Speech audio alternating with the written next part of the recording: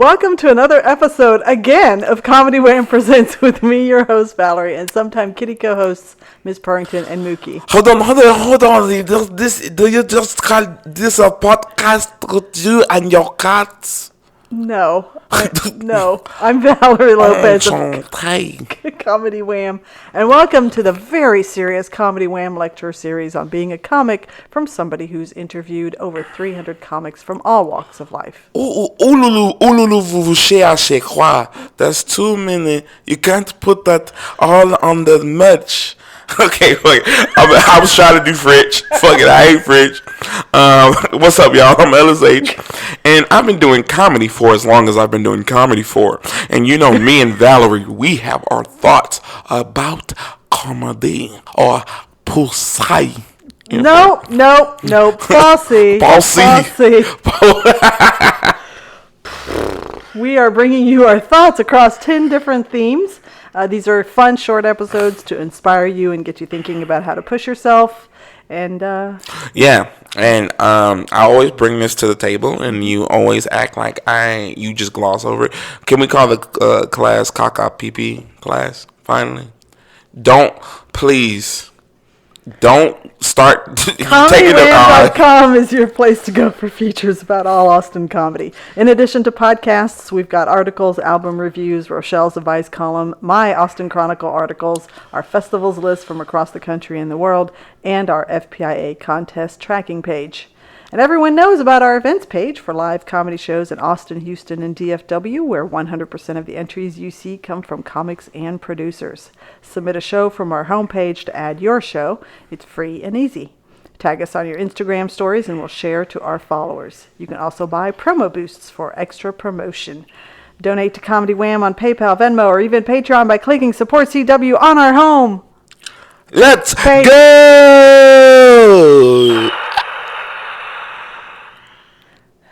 Okay. Today, our theme is money, cash, dinero, moolah, Venmo, PayPal, certified check, cashier's check, traveler's check. I don't know. Bitcoin. Okay. Wait. Ladies and gentlemen, we're talking about money here. We're talking about cash rules everything around me. There's no such thing as exposure. Get paid. All right. By this point in your illustrious comedy career. Illustrious. Why do I feel like you're saying that shit like ironically? No, I'm talking to our listener, our 3 listeners. If they have been following our guidance and they are starting to get booked on shows, they better have. We've been dropping fucking gems. Gems? Nobody's listening to them though. It's all right. It's gonna be one of them things. You know how like a show's like a cult classic years later. This is gonna be. This is cult classic shit. Absolutely. Valerie and Ellis. Yeah. Oh my God, Comedy Wham. CCPP, baby. I think that's the first time I've ever said it. I think that was the first. Ladies and gentlemen, let's give a round of applause for that. I fucking finally, I've brainwashed her.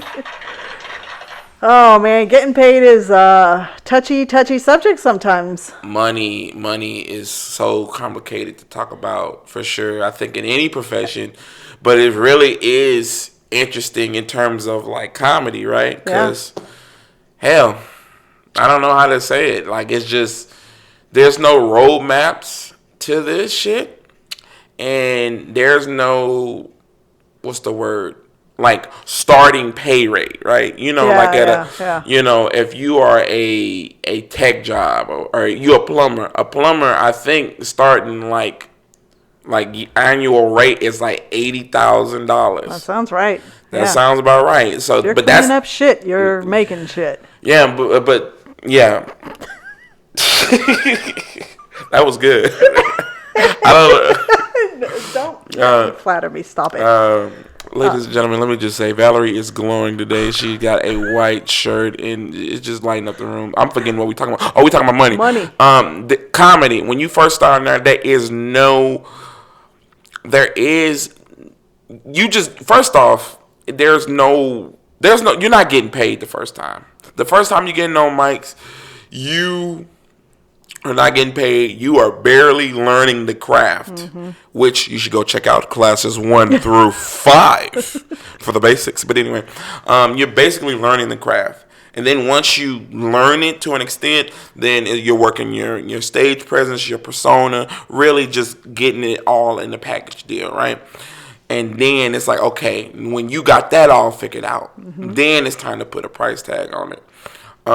Everybody has their different like feelings on like giving the price for comics and stuff like that. Because I've known people who've done it for years and years and years, and they'll get 20 here, 10 here. Fit crackish. I said, Wow. do you not Wow. know who you are? Do you not know your worth? Yeah, but no, I don't know. I don't fucking know. I don't know shit.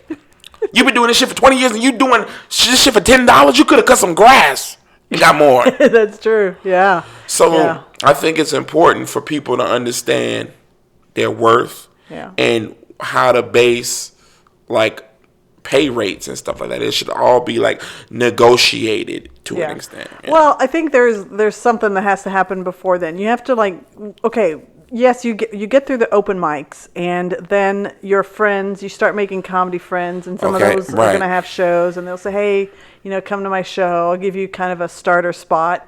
That's like the first thing. Like I remember when I was doing stand up, that was my first thing. Like somebody saw me coming to open mics, and they said, oh, I'll give you a short set, and you're not going to get paid, but you're getting on a booked show. So that was cool. And then, you start building momentum with that.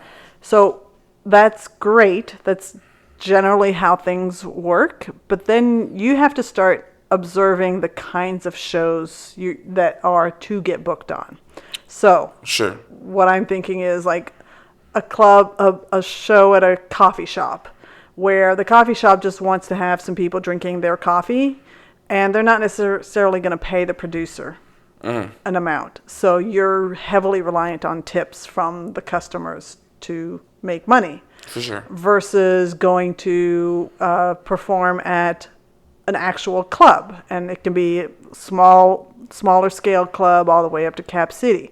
Mm-hmm. You have to understand what are the options when I perform at a club. Mm-hmm. Well, hopefully you've got the club is paying you because their whole business is comedy. For sure. So there's that. And then, then you get into, there's corporate gigs. Right. And that's usually you've got several years of experience before you can, get into that world. And then what else? What am I thinking? Then, you maybe you become friends with somebody who goes on tour and they want you to come along. Well, that's like a whole different thing. Right. So I think as a comedian, and if you're starting out, this is kind of like the track, right, of the different options. But be aware of how the payment structure is at each of those. For sure. And don't think that just because you're performing at, Joe Bob's coffee shop that you're going to get, a nice chunk of change. I love Joe's Bob coffee shop, by the way. Do you? Have a good macchiato. Oh, wow. Did not know that. Yeah. No, but to your point, I do believe that with every level, I feel like you broke it down exceptionally well. There's the entry level where you are at coffee shops, and then there's clubs, and then corporate. But I mean, corporate, you can put it in wherever. If you're doing clubs and corporate, they're about same level or whatever, and then touring and everything like that. Maybe with the initial coffee shop points, be aware of you have to be aware of a couple of things. For one, how many people are on the show, then how many people are in the venue, and then if it's tip based or not. Yeah. I think you should always, ask when you get booked, hey, is this or is it are you gonna pay me, or is it based off tips? Because then that way you can have a level of expectation. Okay, boom, it's tip based. I don't know what the turnout is for this. So you can assess whether or not, and then if the book is paying, then ask him for his rates and things like that. I think it's about managing expectation, and knowing expectation and worth is there's a correlation. I feel you if you know what you are bringing to the table is exceptional work, and you have jokes that are certified, I mean, boom, every single place you step foot, it kills, and you are a quality comic. Every premise, every joke is refined. You have the punches, you have the callbacks, you have everything, and it's working, and you stellar. Then you need to have a level of like selectivity in your projects and what you're picking. Now, I'm not saying come out the gate. Like, if you're good and out the gate, that's great. But you need to, what's the word I'm looking for?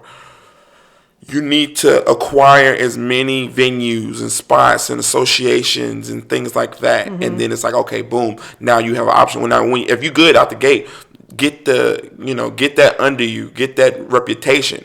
Because then your reputation will precede you. Yeah. Oh, Valerie. Oh, that sexy ass Silver Fox. Oh, she's funny as hell. And they heard it. Yeah. And they know that, and they know. Yeah. Then you can be like, hey, I know you know so and so. I know in this, hey, I can only, and man, it's crazy. Like, I think you should have a bottom line with them shows. Or do you disagree? Like a bottom line, like I'm not gonna do this for nothing more than like $40. Yeah. Unless it's like a friend or something, like $50. Yeah. I mean, are we talking about a 10-minute set, a 20-minute set? Oh, and then it's all about, ladies and gentlemen, I have no caffeine in my system, so I'm not as energetic this podcast. So Valerie's going to be helping me a lot. I can't even read. It is important for it. I love when your eyes, ladies and gentlemen, her eyes is looking like. I don't know what's happening. No, your set time is definitely. The set times is definitely important, cause hell, you don't want to be getting paid no opening. If they paying everybody $20 and you done did 30, 40 minutes, that ain't gonna go. No. You 40 minutes, I damn near did an hour, and you giving me no, that's not okay. And because you got to think about it, it's the amount of effort in which you're exerting, it's the amount of performance you're giving. You're damn near mostly the show, and you should be paid accordingly. So with that being said, it should, like at headline spots, I feel like you should negotiate way before. It should have been a point. Oh, yeah. Like, this should have been a conversation way back to however long when you got booked. Right. Because then that way there's no confusion and stuff like that. I guess that's on like the entry level shows like that, like around the scene. Now with clubs are different because clubs have their own like percentages and what have you, and all this stuff like that. I think it's important to definitely like have conversations on like for clubs. You might get a base amount and then a percentage of the doors. So that's what that means. Right. The number of people that you bring in, you get a percentage of that. Whatever they bring in. Yeah, it could be like a base and then the percentage, or it could be like a 50-50 door split where it's like half the venue, half the thing, or it could have been 60-40 depending on who. Like when you get up and into your shit and you popping, you could be like, okay, 70, 30 go to the venue, 70 go to me, but then all of the bar stuff goes to the venue so they get the money back. Yeah. It's all a money's game, but I think more importantly than just the discussion of money, all this conversation of money is for naught if you don't have the proper wherewithal to know your value as a comic. Valerie, what do you think are some metrics for the comic to gauge their value or to set a standard in paying them? Oh man, that's a tough question. Well, if you're consistently, because at open mics you're not going to get any laughs. That's just what happens. Open mics are fake. Open mics are just there for you to get. It's networking and hanging out and speaking into the world. But if you're getting booked on, I'll call them little shows, small shows. Well, I like to use the term local. No, local. But okay. local. Local shows. And you're consistently getting laughs And I think more importantly is you have people after the show coming to you and saying, oh my God, you were great. Then that means you are building a fan base. And producers love and clubs love when there's a fan base for a comic that they're booking. Right, for sure. So I don't know. I don't know because I'm not funny, so I don't know how. Oh my gosh! Shut your fucking mouth. Excuse me. Once again, we're not for the Valerie slander, and you made me do it. That's because I love you. Look what you made me do. You know how them people be abusing their woman? Boom! Punch them in the face.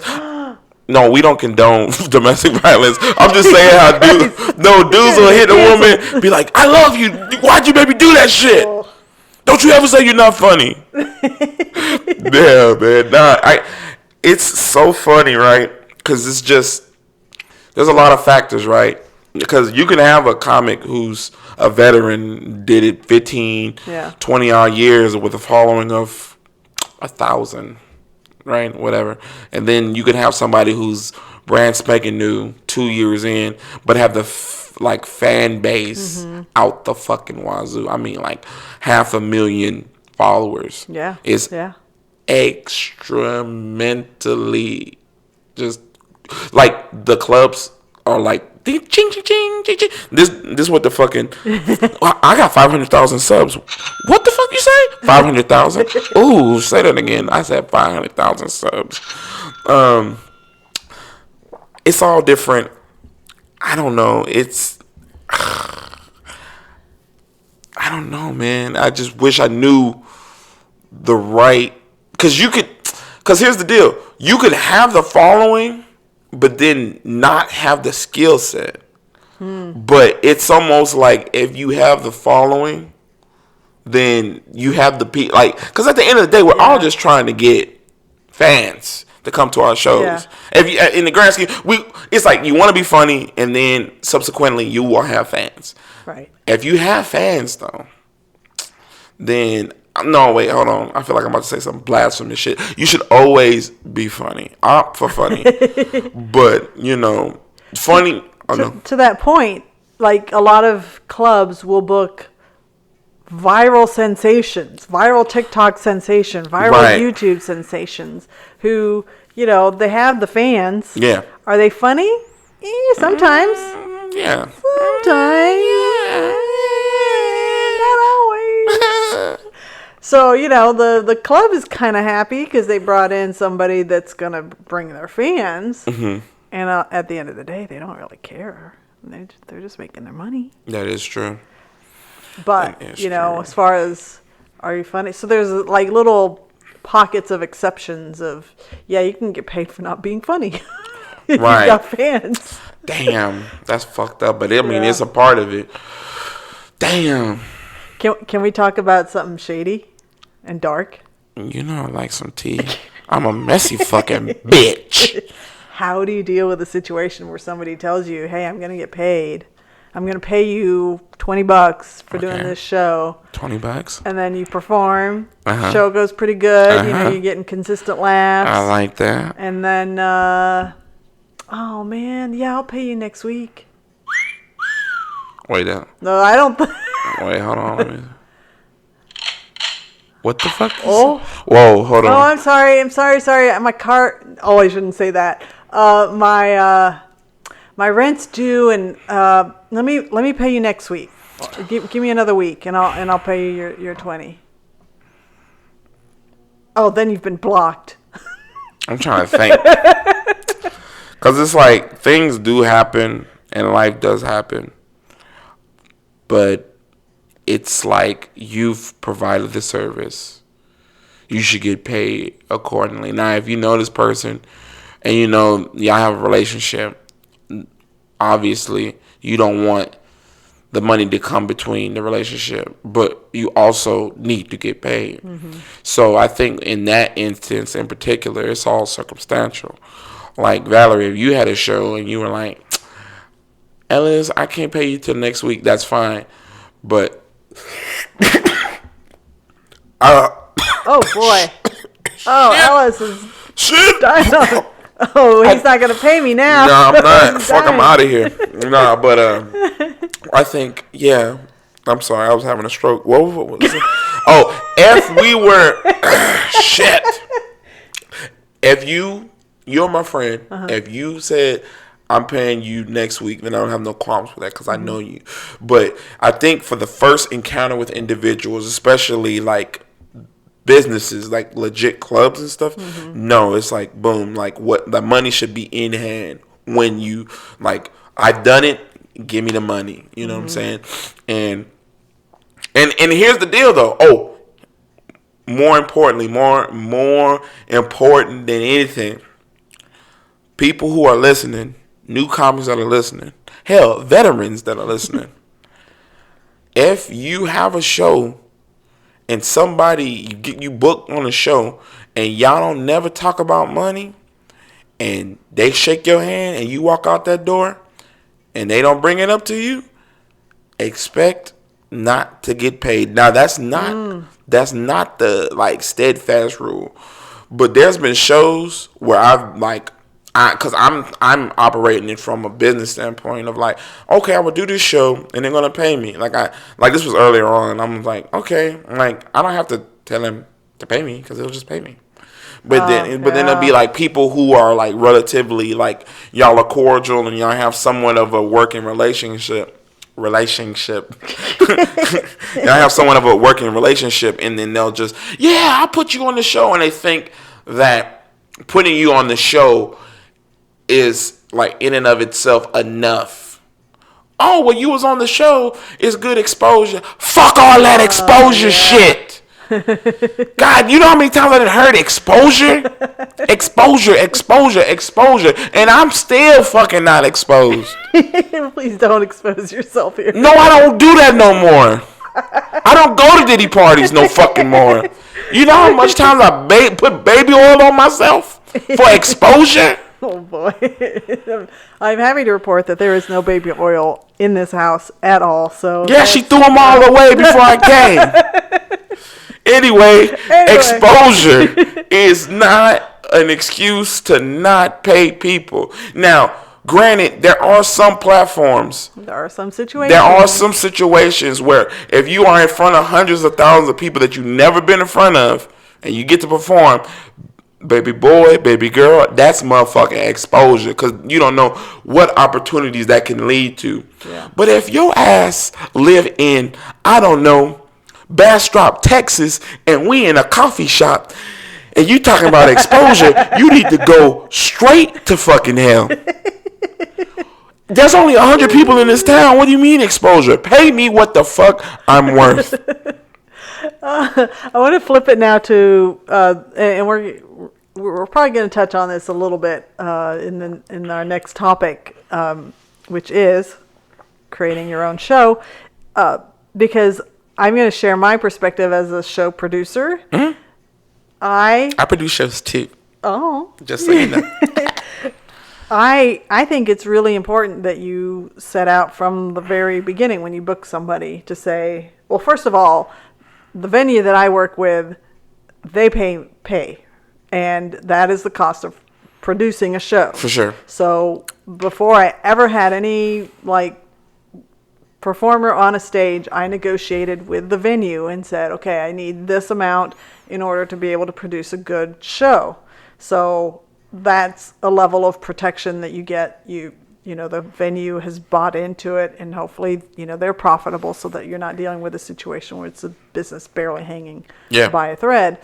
But then from there, anytime I reach out to a comic to be booked on my show, I say, would you be interested in doing the show? The pay is X for X number of minutes, plus you get a couple of little perks. Mm. And all of the comics that I book, they know that they get paid night of. Yeah. And that is my insurance for making sure that my show has a good reputation with comics. Reputation is very important in the comedy world because you don't want to be known as somebody who don't pay people. Yeah. Like it is insane, and things happen, and if you're blessed to like if you have the misfortune to well, never mind, you go ahead.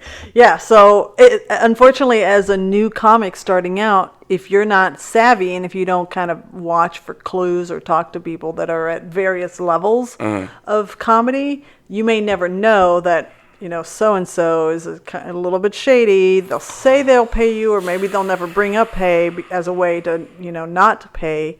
So if you kind of get into that situation, try to ask more people at various levels to get a sense for, hey, is this person gonna pay me for right, performing? kind of like scoping it out before you actually dip your toe in it. But I think it's very important, ladies and gentlemen. Breaking news! Breaking news! Breaking fucking news! Nobody is ever gonna know your worth like you. Nobody in this planet, on this earth, is gonna know your worth like you. Yeah. You may think people should understand that you are a big fucking deal, but there's a lot of people that think they're big fucking deals. And then there's a lot of times that and they don't have it. And then there's people who have it that don't ask because they don't want to be like, a bother to anybody, or like, oh well, I'm just happy to do it, happy to be here. Bitch, you got bills. Sorry, I had to hide the gun. Sorry. You got bills and shit. You can't keep doing shows for free. People will use you for as long as they can use you for. And I remember one time when I first started out, there was a comedy producer, motherfucker. I always done his shows for free until one day I said, man, I want X. He goes, okay, start paying me X. Oh my God. But if I would have never said nothing, guess what? Guess who would have kept doing it for free? Zero. This fucking dummy. So do me a favor. If you are pursuing this and you know your worth and you know you're capable and you know what you bring to the table, start thinking about your price and your bare minimum. Your bare minimum, because goddamn it, you have to have a stopping point. You have to draw a line in the sand somewhere. Because motherfuckers will just pay. Valerie. I won't say any names. Okay. I did I'm not saying I'm some whatever. I'm cool. If you see me, I'm cool. I do what I can. Motherfuckers laugh. I'm cool in these streets. But I think I do good work. Somebody, and I still fucks with this person, but I'll never go back to another show of this motherfucker. Oh, wow. Cause this guy was like I was like, oh, I fucks with this guy every time I had this dude on a show. $50. I like to give at least $40, $50, if I can, if it's in my wheelhouse, at least. This man, now with that information I just gave y'all, this man said, Ellis, you've always put me on shows. You done hooked it up. Come to my show, man. I got you, bro. I said, okay. Oh my God, somebody's got me. Yay. Uh-huh. So I'm doing the show. I kill it, whatever, walk off stage. And, I actually met you at this show. I met you at this show. Oh, it's crazy. Okay. So, anyway, I'm like, I dap up the whomever and right. Thank you. Appreciate you. Hey, man, yeah. Thanks, man. Yeah. I'm making the accent ambiguous so you don't know. Uh-huh. But it's like, yeah. No problem.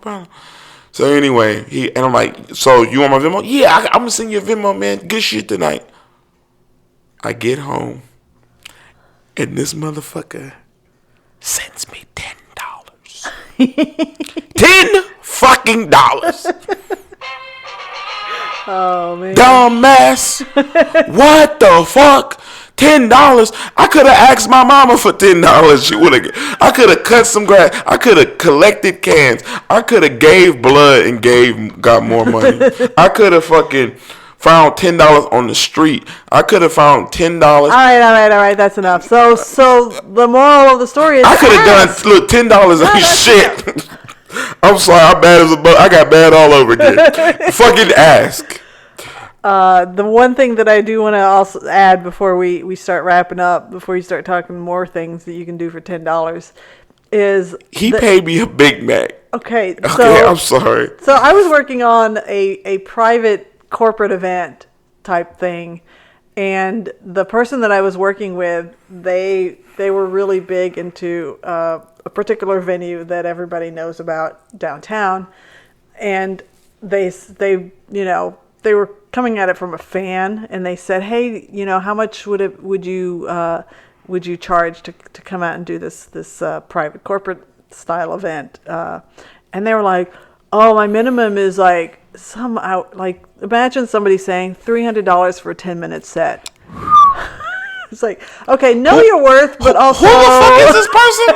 I don't remember their name. Oh, yeah, right. But it was because, they work at a certain club that everybody, is very familiar with in the downtown. Man, whoever that is, that's a stupid motherfucker.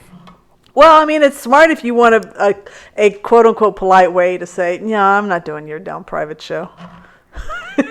No, that's a fucking, I'm going to talk shit. Either that or, their sense of self-worth is overinflated. So inflated like a motherfucker. Figure out the right thing. It's not $10, apparently, but it's also not $300.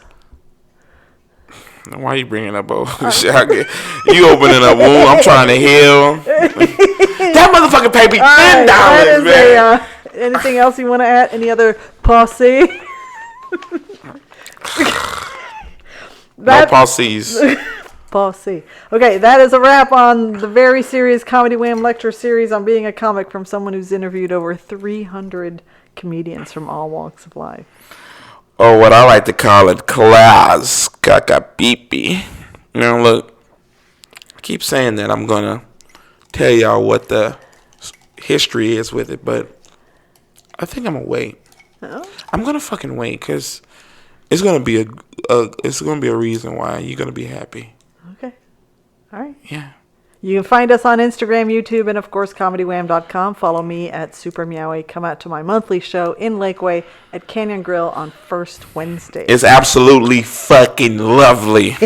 A bunch of rich people in boats. And you can follow me at Ellis Aych on all platforms.